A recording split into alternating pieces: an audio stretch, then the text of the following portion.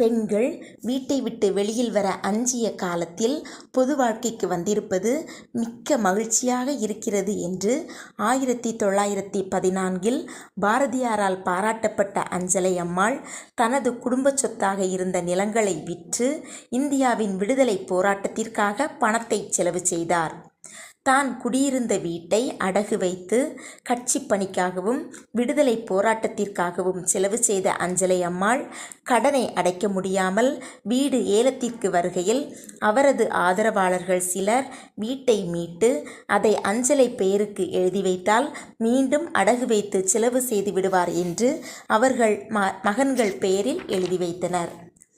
1947 India விடுதலை அடைந்த பின்னர் தனக்கு தியாகி ஓய்வூதியம் வேண்டாம் என மறுத்தவர் அஞ்சலை அம்மாள். Thanks for watching. Like, share and subscribe the channel.